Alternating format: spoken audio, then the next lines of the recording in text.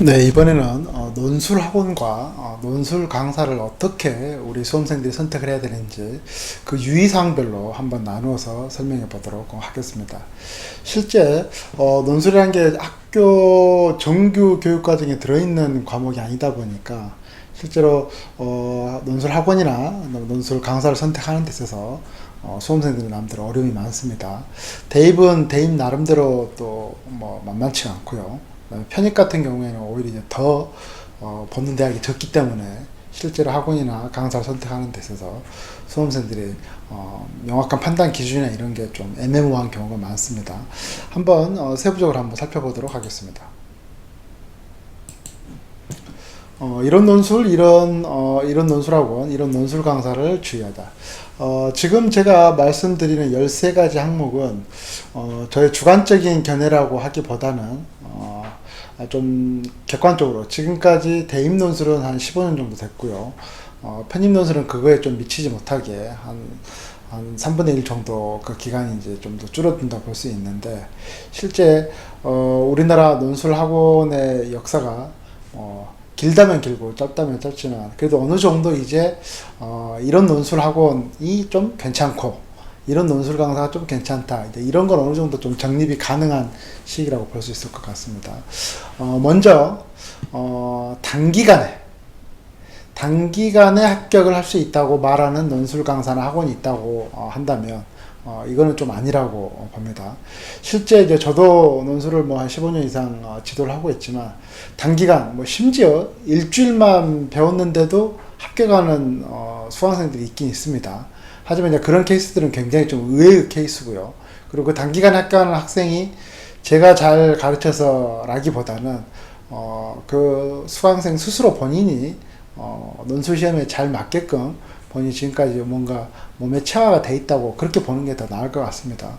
어떻게 됐든 간에 아주 특수한 이런 경우가 없는 건 아니지만 일반적으로 논술을 좀 중장기간 꾸준히 지속적이고 반복적으로 했을 때 합격하는 게 높은데, 실제 논술 시험이 다가오게 되면은 한두 달 전부터 갑자기 이걸 단기간에 많은 수강생들을 수강하게 해서 또 그 중에 또 한두 명 합격했다 그러면 이 짧은 기간에도 논술을 합격시켰다라고 과장되게 홍보하는 경우가 굉장히 많은데, 조금이라도 좀 양심이 있는 학원이나 강사라고 한다면 이 단기간에 합격할 수 있다는 이 단언적이고 선언적인 표현을 좀 쓰기가 힘들겠죠. 그래서 뭐 상담을 받으러 갔는데 논술 상담 하시는 분이 우리 학원은 그다음에 이 선생님은 단기간에 합격할 수 있는 능력이 있다 이렇게 한다고 본다면은 좀 약간 문제를 좀 삼아야 된다 이렇게 보시면 될 것 같습니다. 그 다음에 두 번째, 자기만의 합격 비법을 알려주겠다. 합격 비법. 뭐 그래가지고 요즘 보게 되면 특히 이제 이렇게 가르치는 논술 강사들이 의외로 있습니다. 뭐 무슨 법, 그다음 무슨 이론 해가지고 이러한 비법이나 자기가 만든 이론에 대입만 하면 저절로 논술이 합격이 가능하다라고 하는 경우도 있습니다. 물론 그러한 비법이나 어떤 이론이 도움이 안 된다는 걸 말하는 게 아닙니다. 도움은 충분히 될 수 있겠지만 논술이 그렇게 어떤 틀이나 어떤 법칙처럼 딱딱 집어넣어서 할 수 있는 시험은 아니다. 이렇게 좀 말해주고 싶습니다. 그래서 어떻게 본다면 논술 강사들이 굉장히 좀 자기만족적인 형태로 논술에 대해서 수험생들한테 설명하는 경우가 이제 이러한 케이스라고 보면 될 것 같아요. 그래서 다른 논술 강사들이 하는 거는 다 틀렸고 본인은 나름대로 연구해서 만든 이러한 비법만이 가장 효율적인 방법이다라고 이제 말하는 경우가 있는데, 이런 강사들에 있어서는 조금 그 진실성이라든가 진정성에 대해서는 조금 의심해 볼 만하지 않나 이렇게 생각을 하고 있습니다. 다음 세 번째로 주제 강의를 강조하는 논술 강사는, 요즘에는 이런 강사들이 아마 거의 없을 거라고 생각을 하는데요. 초창기 논술, 지금부터 한 10년, 15년 전에는 이런 경우가 굉장히 많았습니다. 그러니까 강사가 칠판에 어떤 그 논술 문제의 주제에 대해서 빼곡하게 이론적으로 아카데믹하게 설명을 해주고 본인은 이제 그걸 자세히 아니까 그러는데 수험생들한테 굉장히 공포감을 느끼겠죠. 그 어떤 특정 전문 배경 지식에 대해서 이해를 잘 못하는 수험생들은 굉장히 공포감을 느낄 가능성이 큰데, 이런 식으로 하게 되면은 실제 강의에서 나름대로 어떤 지식적인 면을 얻어가는 건 있지만 실전에서 논술 문제 푸는 데는 그다지 크게 도움이 되지 않습니다.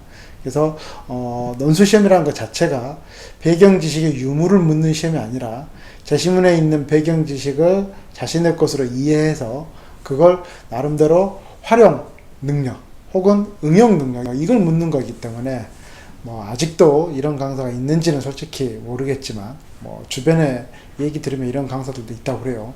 실제 이제 저희 학원에서도 강사를 뽑을 때 테스트를 해보면 이렇게 주제 강의를 했던 적도 좀 오래전인 얘기긴 하지만 예전에는 있었습니다. 지금은 뭐 이런 경우는 별로 없는데, 그래서 혹시라도 본인이 지금 논술 학원을 다니고 있고 논술 강사한테 논술을 배우고 있는데 이러한 주제 강의를 강조하는 식으로 가르치고 있다, 지도받고 있다 라고 한다면은 뭔가 좀 본인이 잘못 학원을 선택했다, 강사를 선택했다 이렇게 보시면 될 것 같습니다.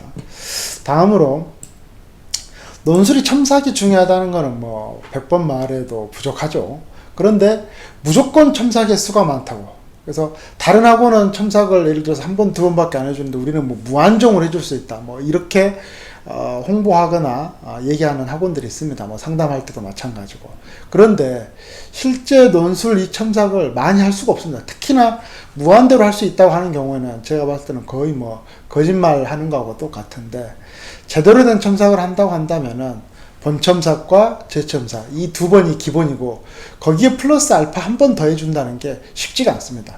이게 완전히 1대1로 그 과외식으로 한 명만 붙잡고 한다면은 그나마 가능할 수 있겠지만 실제로 또 논술 강사가 한 학생한테 그렇게 첨삭을 많이 해줄 수 있을 만한 시간적 여유도 현실적으로 많지는 않습니다. 그래서 무조건 첨삭의 수가 많다라고 강조하는 것은 좀 문제가 될 수 있고요. 그 다음 어느 특정 기간을 두고 이 기간 안에서는 내가 첨삭을 수강생이 원하는 만큼 무조건 많이 해줄 수 있다. 이것도 어떻게 본다면 거의 입에 발린 소리라고 볼 수가 있죠. 그래서 논술에 대해서 잘 모르는 우리 수강생들 입장에서 봤을 때는 같은 돈을 낸다고 수강료를 낸다고 한다면은 첨삭을 더 많이 받을 수 있는데 더 낫다고 생각하겠지만, 첨삭이라는 건 횟수가 중요한 게 아니라 명확하게 질적으로 제대로 된 첨삭이 훨씬 더 중요하다고 볼 수 있죠. 또 여기에 조금 더 덧붙인다면 무조건 대면 첨삭을 하면은 또 수험생들은 그 대면 첨삭이 굉장히 또 중요하다고 생각하는데, 실제로 대면을 하는데 시간이 중요합니다. 그래서 일반적으로 학원에서 대면 첨삭을 하게 되면 10분 이상은 하기가 거의 힘듭니다. 왜냐하면 한 클래스에 10명이라고 본다고 한다면 한 명당 10분씩만 한다고 하더라도 100분이거든요. 그러면 사실상 10분 이상은 한다는 게 불가능한 거죠. 한 2명을 놔두고 하면 모르겠지만 실제 학원에서 수강생 2명을 놔두고 논술 강사를 쓴다는 거는 실제로 현실적으로 불가능한 거니까. 그래서 무조건 첨삭의 수가 많다, 그 다음에 우리는 무조건 대면 첨삭을 한다, 이 자체가 크게 뭔가 홍보 수단으로 할 만한 사항이 될 수는 있겠지만 그게 과장되게 했을 경우에는 수험생들이 현혹될 가능성이 크다, 이렇게 봐주시면 될 것 같습니다. 그래서 논술은 꼭 대면 첨삭뿐만 아니라 온라인 첨삭도 있을 수 있고, 또 저 같은 경우는 온라인 첨삭에 문제점이 좀 있다고 보는 편이기 때문에 또 우리나라에서 최초로 지금까지 거의 한 10년이 넘게 우편 첨삭이라는 걸 하고 있는데요.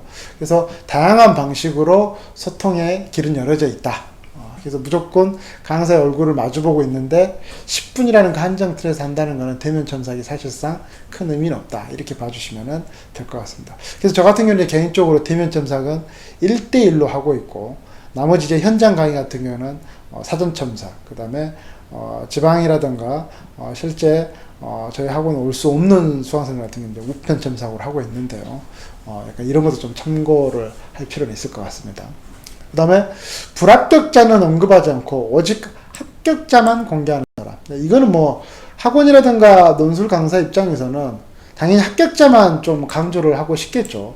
그런데 일반 다른 시험과 다르게 논술 시험은 합격자보다도 훨씬 뭐가 더 많습니까? 불합격자 수가 훨씬 더 많은 시험입니다. 그래서 일반적으로 우리 수험생들 같은 경우는 저 학원에서 합격자가 이렇게 있다고 하더라, 그러면 나도 당연히 합격할 수 있지 않을까라는 좀 긍정적인 사고를 많이 하게 되는데, 실제 논술은 사실 있는 그대로 말하자면 합격자보다는 불합격자가 더 많을 수밖에 없는 건데, 그래서 불합격자가 왜 이렇게 떨어질 수밖에 없었는지 그러한 나름대로 불합격자에 대한 정보를 갖다가 좀 더 풍성하게 줄 수 있는 게 오히려 소수라고 하더라도 그 합격자에 대한 나름대로 진실성이 좀 더 느껴질 수 있다, 이렇게 보시면 될 것 같습니다. 그래서 이런 애들은 합격하고 이런 애들은 불합격했다, 이런 식으로 나름대로 좀 비교를 해주는 게 나은 거지. 실제 논술 상담하러 가면은 뭐 합격자 자료만 그냥 뭉탱이로 뭐 보여주고 그러는데, 실제 합격자뿐만 아니라 불합격자에 대한 정보도 전달해 줄 수 있는 학원이나 강사라고 한다면 좀 더 진정성을 느낄 수 있겠죠. 그 다음에 6번째는 논술 경력 10년 이하의 강사. 제가 이렇게 했는데, 이거는 뭐 굳이 뭐 10년 이하라고 하더라도 논술 실력이 부족하냐 이렇게 말할 수는 없을 겁니다. 그런데 다른 타 과목하고 다르게 논술 과목의 이제 특징이 뭐냐면, 논술은 오랜 기간 강사로서 살아남기가 굉장히 힘든 과목입니다. 그럼 왜 그러냐면, 일반 뭐 영어나 수학이나 국어 같은 경우에는 그 결과물이 어느 정도 좀 일정한 수준이라는 게 있는데, 논술은 중간중간에 합격률이 굉장히 높다가 어떤 경우는 합격률이 굉장히 확 떨어지는 경우가 있거든요. 그래서 실제로 뭐 3년, 5년, 10년 이렇게 기간 주기별로 보게 되면 굉장히 논술로 유명했던 강사였는데 하루아침에 논술 시장에서 사라진 강사들이 의외로 많습니다. 그럼 왜 그러냐면 한 2, 3년 반짝 좀 뭔가 실력이 좀 나타나다가 그 뒤로부터는 갑자기 합격률이 확 떨어진다거나, 아니면 수강생들로부터 굉장히 또 클레임을 많이 받는다거나 이런 케이스인데, 논술을 한 10년 이상 정도 했다고 한다면 이제 그걸 극복하고 어느 정도 중간 이상의 합격률을 꾸준히 유지한다고 여러분들 좀 이해를 해주시면 될 것 같아요. 그래서 논술은 강사 입장에서는 잘하냐 못하냐 보다 지속적으로 어느 정도 그 나름대로 본인의 역량이 잘 유지가 되고 있느냐, 이게 굉장히 중요하다는 거죠. 그래서 논술 강사는 오랜 기간 살아남은 강사가 실력이 있는 강사다. 여러분들이 이제 이러한 좀 다른 과목과 좀 다른 이러한 논술 강사의 특징을 좀 봐주시면 될 것 같아요. 그래서 실제 논술 경력이 10년 이상 하기가 강사 입장에서 봤을 때도 쉽지 않다, 이렇게 좀 봐주시면 될 것 같습니다. 다음으로 철학 국어 중심의 스펙을 자랑하는 논술 강사를 하고, 저는 일단은 개인적으로 여러분 그 길거리 지나가다 보면 국어 논술 학원이라고 있죠. 국어하고 논술을 같이 하는 학원. 저는 여기에 나가는 논술 강사 같은 경우는 저는 논술 강사라고 인정을 안 하는 편입니다. 그리고 실제로 제가 논술 강사를 채용을 할 때도 다른 곳에서 국어 강사를 하고 있는데 이제 저희 첨삭평가원에 와가지고 논술을 가르치겠다라고 하면은 이런 경우는 제가 무조건 탈락을 시킵니다. 왜냐면 대부분 이제 뭐 학부모들도 마찬가지고 수험생들도 국어하고 논술하고 거의 같다라는 의미로 생각하는데 전혀 그렇지가 않습니다. 그래서 어느 학원이, 본인이 다니고 있는 학원이 국어 논술하고 있는데 거기서 논술을 배운다 그러면은 약간 이런 점도 좀 고려를 해서 좀 피해야 될 학원이라고 생각을 해주시면 될 것 같고요. 강사도 마찬가지입니다. 본인이 어느 학원에서는 국어 가르치고 어느 학원에서는 논술 가르치고, 현강에서는 국어 가르치고 인강에서는 뭐 논술 가르치고, 이런 경우에는 약간 좀 문제가 있다라고 보시면 될 것 같고요. 그 다음 이제 이거는 철학과 출신들이 논술 강사로 굉장히 많다. 이거는 예전에 한 10년, 15년 논술 초창기 시절에는 논술 이꼴 철학이다 해가지고 철학과 출신들이 굉장히 많았습니다. 그런데 초창기에 이 반짝 철학과 출신들이 논술학원을 점령을 하고 있다. 어느 순간에 갑자기 퇴출이 굉장히 많이 됐습니다. 왜냐하면 이제 합격률이 많이 그만큼 떨어졌던 이유도 있을 뿐더러 논술 시험의 문제 유형 자체가 기존의 초창기에는 철학적인 어떤 주제라든가 제시문이 조금 많았는데 그 뒤로는 철학과는 굉장히 거리가 멀어졌습니다. 물론 지금도 제시문 중에 하나씩은 그 문과 논술 같은 경우는 철학이 나오긴 하지만 실제 철학이라는 이 과목 자체가 현실성과 약간 괴리감이 있기 때문에 실제 대입 논술 같은 경우에서는 철학과 출신들이 상당히 퇴출도 많이 됐고, 그 다음 요즘에는 뭐 실제 논술학원 원장들이 철학과 출신들을 이렇게 선호하지는 않습니다.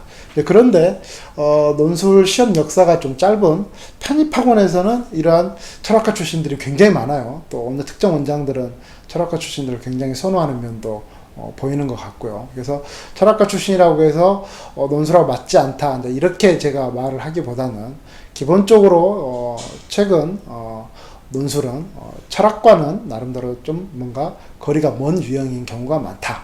그래서 최근 들어와서는 뭐 경영학이라든지 아니면 사회과학이라든지 이런 전공자들이 논술의 현재 유형과 조금 더 맞다 이렇게 봐주시면 될 것 같습니다. 그래서 뭐 대입 같은 경우 지금 뭐 대치동이나 이런 데서는 뭐 철학과 출신들이 그렇게 많지는 않습니다.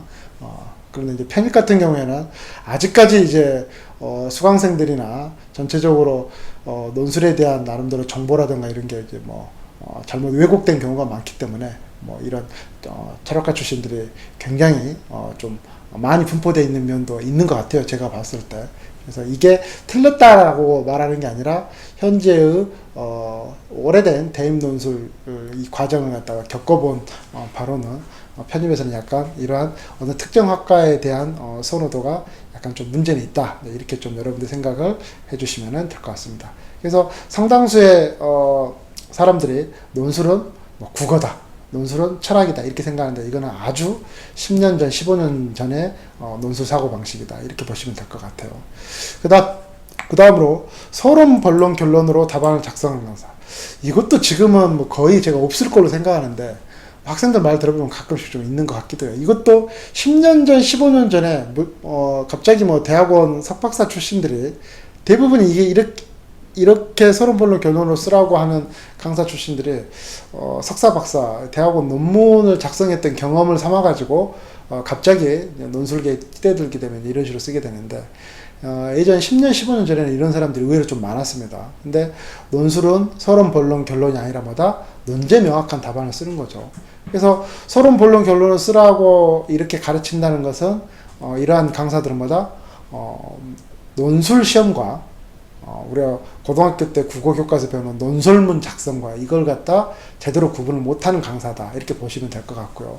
그 다음에 뭐 예를 들어서 어느 대학들 같은 경우는 1번 문제 답안이 뭐 한 250자, 뭐 400자 이렇게 쓰는 것도 있는데 250자를 서론, 본론, 결론을 어떻게 쓰겠습니까? 말도 안 되는 거죠. 그래서 실제로 간혹가다 우리가 논술 강사들이 앞에서 강의를 하는데 이거에 대한 답안은 이렇게 서론, 본론, 결론에서 서론은 어떻게 쓰고 본론은 어떻게 쓰고 결론은 어떻게 써라 이렇게 한다고 한다면은 거의 15년 전에 강사 스타일이 지금 현존하고 있구나 이렇게 좀 보시면 될 것 같습니다. 그래서 저 같은 경우는 이렇게 서론, 본론, 결론 쓴다면 솔직히 강사 취급을 하지 않습니다. 이런 경우에는. 그 다음에 9번째, 항상 최고의 합격률이라고 자랑하는 논술 강사. 뭐 이거는 뭐 의외로 많고 대부분의 학원들이 다 자기 학원, 그 다음에 또 강사들 중에서도 내가 최고의 합격률이다 이렇게 말하는 사람이 뭐 태반이죠. 근데 이제 저 같은 경우는 솔직히 이렇게 최고의 합격률 이런 식으로 말을 하지 않습니다. 왜냐면 또 반면에 이렇게 또 안타깝게 떨어진 수강생들도 있기 때문에 그 떨어진 수강생들 생각해서라도 열심히 했는데 그런 학생들 생각해서라도 무조건 합격한 학생을 갖다가 홍보 수단으로 삼는다는 건 솔직히 좀 양심적으로 이제 저는 좀 잘 하지 않는 편인데요. 그래서 논술은 최고의 합격률이라고 이제 말을 하다 보니까 심지어 그런 경우도 있어요. 어느 특정 대학 특정 학과를 보게 되면 예를 들어서 정원이 20명이다. 그런데 각 학원이나 강사들이 다 합격했다고 말하는 거 보게 되면 그 정원에 거의 한 5배 정도 합격생이 통계가 잡히는 겁니다. 그래서 그만큼 허황되게 본인이 나름대로 최고의 합격률이라고 말하는 것이 의외로 많다는 거죠. 이제 저는 이제 가끔씩 가다 학생들한테 이제 그런 얘기를 합니다. 현장 강의에서도. 꼭 논술뿐만 아니라 다른 과목이라고 할지라도 어느 학원에 상담을 갔는데 무조건 자기 학원이 최고의 합격률이다라고 막무가내로 일방통행식의 홍보 자랑만 늘어놓을 경우에는 그런 학원들은 좀 진정성에 대해서 의심을 해볼 필요가 있다 이렇게 생각을 하는 게 나을 것 같아요. 그래서 특히나 다른 과목과 다르게 논술에서 너무나 최고의 합격률이라고 자랑한다는 것은 여러분들이 또 그렇게 또 믿는 학생들도 요즘은 별로 없겠죠. 특히 편입학 같은 경우에는 대학생들 정도 되는데 편입학원 상담하러 가가지고 뭐 우리가 최고의 합격률이다, 무조건 우리가 하라는 대로 하면 합격할 수 있다 라고 하는 입발린 소리에 넘어갈 대학생들은 없겠죠. 뭐 고3도 마찬가지겠지만 이런 걸 뭐 제가 굳이 강조하지 않더라도 수험생으로서 올바르게 어떤 학원이나 강사를 선택할 때 정보에 대해서 그런 홍보식의 정보에 너무 의존할 필요는 없다. 이렇게 좀 말씀을 드리고 싶습니다. 다음으로 10번째, 수강생 많은 학원보다 소수 과외 시기. 이것도 약간 반대 개념인데, 어떤 학원들은 또 학원생이 많다는 걸 또 홍보의 수단으로 삼고, 어떤 데는 또 뭐야? 과외식으로. 정말 우리는 한두 명은 못하겠죠. 수입이 유지가 안 되니까. 한 4명을 넘기지 않는다, 뭐 이런 식으로 하는데, 논술은 너무 인원수가 또 적게 되면 그 답안을 수강생들한테 비교해 줄 수가 없습니다. 그래서 너무 소수. 일반 수험생들이 봤을 때는 이 소수라는 말에 굉장히 혹할 수밖에 없죠.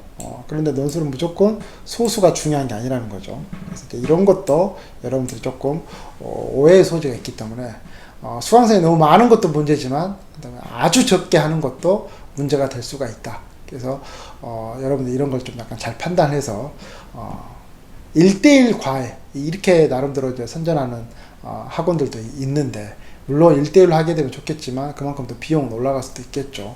그래서 단순한 이러한 말에 현혹되는 게 아니라 첨삭이라던가 아니면 그 첨삭이 즉석 첨삭인지 사전 첨삭인지, 첨삭은 강사가 직접 하는 건지 아니면 뭐 다른 사람이 또 첨삭 강사가 따로 있는 건지, 이런 여러 가지를 좀 복합적으로 여러분들 좀 판단을 할 필요가 있겠습니다.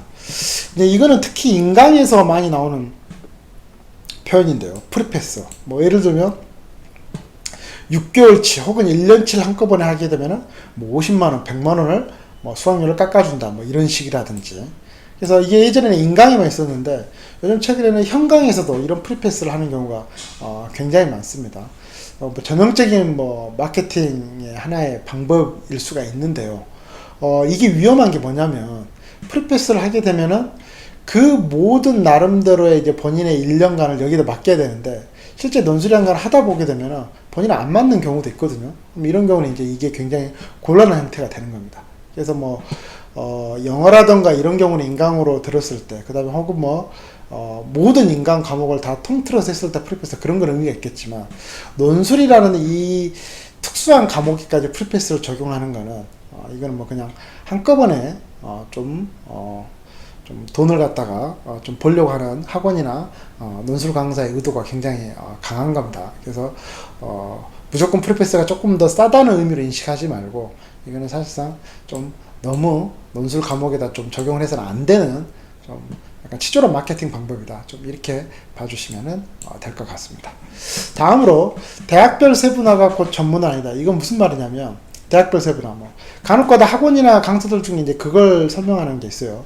우리는 뭐 연대반 따로, 그 다음에 뭐 성균관대반 따로, 그 다음에 또 뭐 이화여대반 따로, 뭐 이렇게 하고, 편입 같은 경우에도 우리는 뭐 우수한 수험생들만 모아가지고 뭐 연대 고대반을 뭐 따로, 그 다음에 뭐 경희대반 따로 하고, 뭐 전적대가 좀 안 좋은 학생들은 좀 낮은 클래스, 그 다음에 뭐 성대나 서강대 이쪽 라인이라고 한다면 위에 있는 클래스, 이렇게 해서 세분화를 굉장히 강조하는 학원들이 있습니다. 얼핏 봐서는 굉장히 좀 이게 세분화가 좀 전문적으로 보이기도 하죠. 그런데 논술이란 건 그 수강생의 나름대로 스펙이 좋다고 해서 논술을 더 잘 쓰느냐? 그렇지 않아요. 그 다음에 또 한 가지 또 우리가 이의제기를 할 수 있는 게 뭐냐면, 그 논술 보는 대학의 레벨이 높다고 해서 논술 문제가 더 어렵냐? 그렇지 않아요. 오히려 논술 레벨이 낮는데도 문제가 더 어려운 경우도 많기 때문에, 그래서 세분화라든가 이런 전문화를 갖다 강조하면 일반적인 수험생 입장에 봤을 때는 굉장히 뭔가 그럴싸하고 좀 뭔가 좀 굉장히 좀 체계화되어 있다고 볼 수가 있겠지만 그러진 않습니다. 그래서 여러분들 이거에 대해서 너무나 좀 민감하게 반응할 필요는 없다. 그 다음에 심지어 뭐 그런 경우도 있어요. 어느 학원들 같은 경우는 우리는 특히 연세대 같은 경우 우리는 인문과 사회를 갖다가 나누어서 한다 이렇게 돼 있는데, 이제 얼핏 봐서는 인문과 사회를 갖다 나누어서 한다는 거는 나는 인문을 지원하니까 인문반에 들어가고, 나는 사회를 지원하니까 사회계열을 지원하니까 사회반에 들어가고, 이런 뭔가 훨씬 더 이게 효율적인 것처럼 보이지만, 이거는 연세대 입학처에서 이렇게 하지 말라고 매 해마다 말을 하고 있습니다. 왜냐하면 연세대 같은 경우에는 다면사고용의 논술을 지향을 하기 때문에 인문이어도 사회과학 계열의 제시문이 반드시 포함되고 사회 계열에서도 반드시 인문의 제시문이 반드시 포함이 됩니다. 그래서 전체적인 주제가 인문이고 전체적인 주제가 사회일 뿐이지 실질적으로 우리가 그 타이틀만 빼게 되면 이게 인문 문제인지 사회 문제를 모를 정도로 연세대는 이 두 개의 경계선이 아주 모호합니다. 그런데 이제 간혹가다 이제 학원들 중에서는 우리는 굉장히 전문적으로 인문은 인문반, 사회는 사회만. 이 말은 인문 수험생은 사회 논술 문제를 안 풀고 사회계열 수험생은 인문 논술 문제를 안 푼다는 건데 이거는 대학 입학처에서 강조하는 항상 입학처장이 나와서 그렇게 말합니다. 지금부터 한 10년 전부터도 계속 그 말을 했어요. 인문 수험생도 사회 문제를 푸시고 사회계열 수험생도 인문 문제를 푸시라 했는데 그 상대방의 좋은 문제를 풀지 않고 시험장에 가는 거죠. 그래서 나름대로 이제 이런 경우에도 굉장히 왜곡된 정보를 통해서 수험생들에게 어떤 좀 과장되고 포장시켜서 수험생들에게 좀 뭔가 나름대로 어필을 하려고 하는 그런 의도가 다분하다라고 봐주시면 될 것 같습니다. 그래서 이제 저 같은 경우는 뭐 대입이나 편입이나 인강에서도 마찬가지고 책에서도 인문과 사회 문제를 같이 제가 다 엮어 놓습니다. 그래서 인문도 사회 문제를 풀고 사회도 인문 문제를 풀게 하고 있는데 그거는 저의 의지가 아니라 학교에서 대학 입학처에서 그렇게 요구를 하고 있기 때문이죠. 그래서 무조건 세분화 전문화가 좋은 건 아니다. 이렇게 좀 여러분들 좀 봐주시면 될 것 같아요. 그 다음에 이거는 편입 논술에 해당되는 건데요. 간혹가다 강사들이나 아니면 학원 측에서 편입 논술은 대학생들이 보고 대입 논술은 고3 재수생들이 보기 때문에 편입 논술이 훨씬 더 난이도가 힘들다. 그래서 대입 논술과 뭔가는 다른 편입 논술만의 방식이 있다 이렇게 생각하는데 이것도 굉장히 현혹되는 표현이죠. 그래서 실제 수준이 훨씬 더 높다고 강조하는 이러한 논술 강사나 학원이 있다고 한다면은 이게는 정보를 좀 왜곡한 겁니다. 그럼 무슨 말이냐면 실제 편입 논술이 대입 논술보다 더 쉽기도 많이 합니다. 그런데 이제 논술이라는 거는 문제가 어렵냐 쉽냐가 중요한 게 아니라 문제 난이도는 둘 다 비슷한데 대입 논술은 뭐다? 아웃풋. 즉 글의 질이 고3이나 재수생 정도를 요구를 하는 거고 대신 편입 논술은 뭐야? 문제가 더 쉽다고 하더라도 뭐야? 결과물 최소한 대학교 2학년 수준 이상의 나름대로 논술에 대한 답안의 질을 갖다 요구한다. 이게 다른 거지. 뭐 무조건 편입 논술이 더 어렵다 이렇게 말할 수는 없다는 거죠. 실제로 뭐 성인 논술 같은 경우는 뭐 국정원 논술이나 이런 거 보게 되면 오히려 대입 논술보다 더 쉬운 경우도 굉장히 많습니다. 대신 쉽다고 해서 답안을 더 쉽게 써서는 안 된다는 거죠. 그만큼 그 레벨만큼의 아웃풋을 중요시하는 거지. 무조건 편입 논술이 대입 논술보다 어렵다라고 주장하는 사람은 실질적으로 논술에 대해서 제대로 이해를 못하고 있다 이렇게 보셔도 될 것 같습니다. 그래서 전반적으로 제가 이렇게 13가지 항목을 여러분들한테 지금 알려줬는데요. 이런 부분을 여러분들이 복합적으로 잘 판단을 해가지고 가장 중요한 거는 논술이라는 거는 합격자가 있는 반면에 그 합격자보다 더 많은 다수의 불합격자가 있을 수밖에 없는 시험이다. 그래서 어떤 식으로 했을 때 나름대로 합격할 수 있고 또 어떤 식으로 했을 때 불합격할 수밖에 없었는지 이걸 냉철하게 좀 비교를 해줄 수 있는 학원과 강사를 선택하는 게 더 중요하고요. 그 다음에 논술은 잘 써도 떨어질 수 있고 못 썼는데도 합격할 수 있는 시험이거든요. 그걸 뭐 우연이라고 말하지는 제가 않겠습니다. 왜냐하면 상대평가의 원리이기 때문에. 그래서 좀 더 진정성 있게 여러분들이 어떻게 논술 시험을 준비할 수 있게끔 상담을 해주는 학원이거나 혹은 강사인지 이런 부분에 대해서 좀 냉철하게 판단할 필요 있고 저 개인적으로는 가장 중요한 거는 뭐다? 수험생에게 좀 진정성 있게 다가설 수 있는 학원이나 강사를 선택하는 게 굉장히 중요하다고 봅니다. 네, 이번 강의는 여기까지입니다.